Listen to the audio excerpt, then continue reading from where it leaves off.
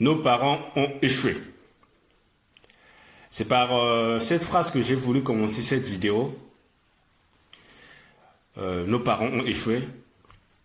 C'est pas moi qui le dis, hein, c'est des faits. C'est par des faits qu'on peut être en mesure de dire actuellement que voilà, les personnes qui nous ont dirigés depuis les années 60, ils ont échoué. Et ils ont échoué sur tous les plans.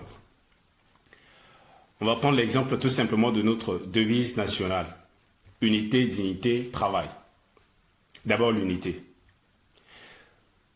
Posez-vous la question suivante. Est-ce qu'on est vraiment unis? Est-ce que la Centrafrique est un pays uni? La dignité. Est-ce qu'on est respecté? Est-ce que notre pays est respecté aujourd'hui dans la région, par les pays voisins, par les pays amis? Est-ce qu'on est respecté? Il suffit de voir comment nous sommes traités voilà, sur des questions parfois nationales, des questions qui nous concernent nous-mêmes. Et quand on voit comment ces questions sont traitées par des étrangers, voilà, c'est vraiment malheureux, quoi. C'est triste. C'est comme si notre avis, nous, concernant notre pays, ça, voilà, ça compte pour personne. Il y a des gens, ils se concertent, ils décident vraiment de l'avenir de notre pays. Et le travail. Nous, travaille-t-on assez dans notre pays? Est-ce qu'on fait vraiment ce qui est nécessaire pour bâtir notre pays, pour construire notre pays? Et la réponse est malheureusement non, sur tous les plans. L'unité, on n'est pas unis, on n'est pas digne. Voilà, on n'inspire pas vraiment le respect à d'autres personnes, aux pays voisins. Et on ne travaille pas assez. C'est une réalité. Voilà, c'est des faits qui montrent que voilà, sur tous les plans, on a échoué. On a échoué à construire un État, c'est-à-dire un État, surtout un État qui peut garantir la sécurité, la paix et la stabilité dans le pays. On a échoué à construire une armée pour protéger nos frontières et protéger tous les Centrafricains, les citoyens centrafricains. On a échoué à construire la démocratie. On parle très souvent de la démocratie, on est un pays démocratique, bon, pour certains.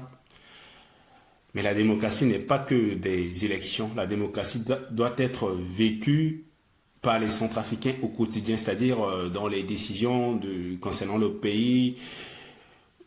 Voilà, ça doit être notre vécu. Il ne suffit pas d'organiser des élections chaque 5 ans pour dire qu'on est un pays démocratique. Ce n'est pas vraiment le cas. On n'est pas un pays démocratique. Donc, nos parents ont échoué à construire une démocratie. Ils ont échoué dans l'éducation. Il suffit de voir le niveau, voilà, des élèves centrafricains ou bien des diplômés centrafricains par rapport aux pays qui nous entourent, le Cameroun, le Gabon, le Tchad, le Congo. Déjà, voilà, on a parfois même des autorités ils sont intelligents, ils ont des diplômes, mais ils ne sont pas à l'aise dans le vocabulaire, dans le parler, ils ne savent pas parler. Et ça, c'est un problème. C'est un problème pour... si tu ne sais pas parler, tu ne peux pas défendre tes idées, tu ne peux pas faire valoir tes idées. C'est un problème.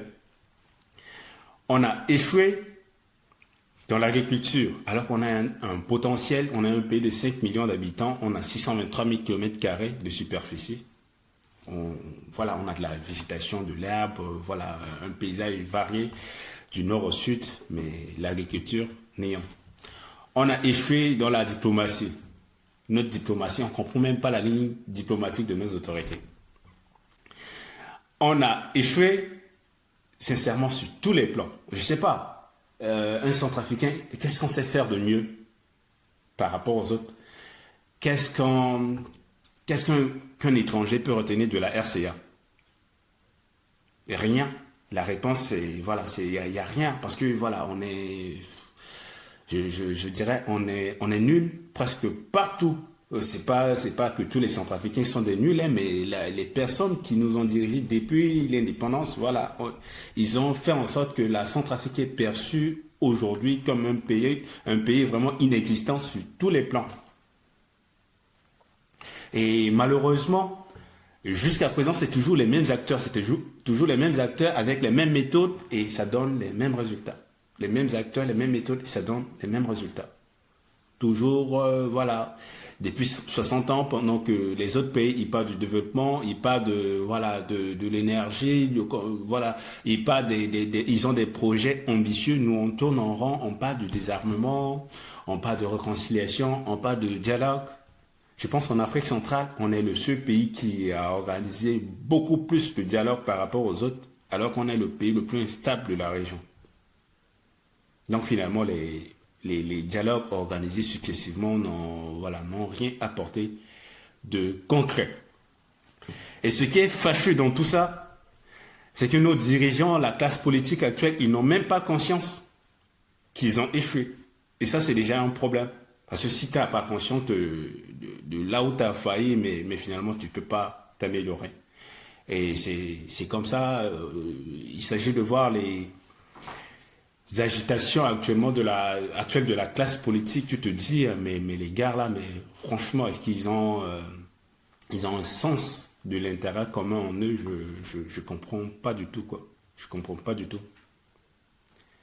On a toujours je dirais les mêmes acteurs politiques pendant peut-être 3 décennies. On a les mêmes acteurs. On a des gens qui ont été successivement des PM, des ministres. Moi, j'aimerais qu'ils se présentent, qu'ils n'ont pas de leur bilan. Chacun, voilà. Quand Tianga veut parler, il nous parle de son bilan quand il était Premier ministre. Quand Ziguele veut parler, il nous parle de son bilan quand il était Premier ministre. Quand Doleguele veut parler, il nous parle de son bilan quand il était PM. C'est le même cas de Jean-Serge Bokassa. Il a été ministre plusieurs fois. Il a été ministre de la jeunesse et des sports. Il a été ministre de l'Interact. Je préfère les entendre parler de leur bilan quand ils étaient aux affaires que d'organiser des manifestations que je dirais inutiles, vraiment pas inutiles, mais qui est là juste pour contrer les actions du gouvernement actuel, quoi. On a échoué sur tous les plans et je pense que nous, la nouvelle génération, il est vraiment temps pour nous de prendre conscience que nos parents, voilà, ils n'ont pas réussi à construire un pays, ils n'ont pas réussi à nous préparer un avenir radieux, quoi. Donc c'est à nous maintenant de prendre la relève et chercher à faire la politique d'une autre façon. C'est vrai, dans tous les pays du monde, il y a des désaccords, mais si on a des désaccords, on doit avoir quand même des sujets sur lesquels on est unis et intransigeants. C'est de cette façon qu'on peut se faire respecter. Mais si nous, on est divisé sur tout et pour rien, on est divisé même sur des questions essentielles, on ne va pas avancer. C'est pas comme ça qu'on peut faire vraiment avancer notre pays, quoi.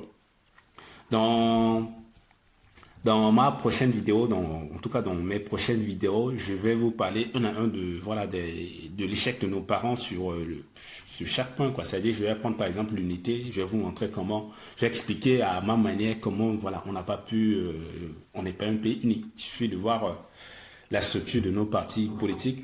Voilà, quand tu vois le MLPC, c'est Kaba, le KLK, c'est Gbaya, la RDC, c'est Yakoma. Déjà, la structure de nos partis politiques ne permet pas de dire qu'on est un pays uni. Et ça, c'est un problème, c'est un échec. Et on doit être en mesure d'avoir des partis politiques qui représentent la nation, c'est-à-dire qui représentent la nation dans sa diversité. Et un parti qui est en mesure de défendre les intérêts du pays sans des considérations ethniques.